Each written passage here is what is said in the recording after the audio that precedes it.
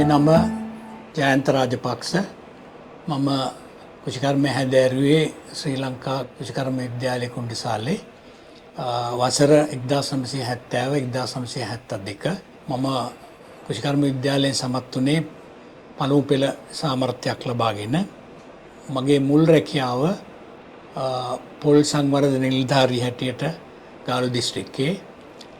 ඊට පසුව මම පෞද්ගලික අංශයේ 974 ඉඳලා 988 වෙනකන් විවිධ තරාතිරම් වල රැකියා කරා කෘෂිකර්මාංශවල. 988 මම මගේම ව්‍යාපාරය පටන් ගත්තා යුනිපාව පූජ්‍යලික සමාගම නමින්. අපි ඒකෙන් කරේ ලංකාවට ප්‍රථම වතාවට විශේෂිත කෘෂි යෙදවුම්, විශේෂිත කෘෂි පොහොර සහ අනිත් උපාංග හඳුන්වලා දීම.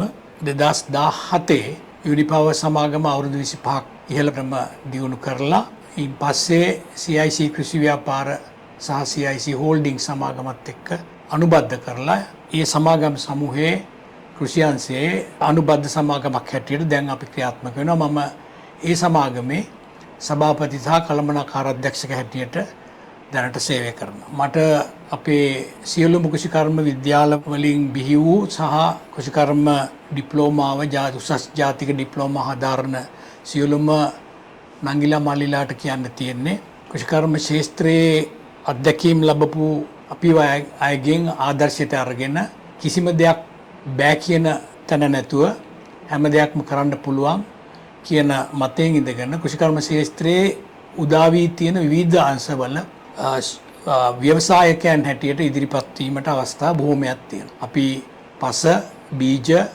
යෙදවුම්, පසුඅස්සනු සහ වටිනාකම් එකතු කිරීම මේ සියල්ල ව්‍යාපෘති සහ ව්‍යවසායකත්වය යොදා ගන්න පුළුවන්. ඒ නිසා මම මේ සීළු දෙනාම දිරිමත් කරනවා අපිත් එක්ක එකතු වෙලා තමන්ගේ ඉදිරි ගමන සාර්ථක කරගන්න කියලා. සප්සා අපේ ආදිශ සංගමයේ අලුත් වැඩකට අත ගහලා තියෙනවා. සප්සා බිස්නස් කවුන්සිල් එක දැන් අපි සමාජිකත්වය බඳවාගෙන යනවා.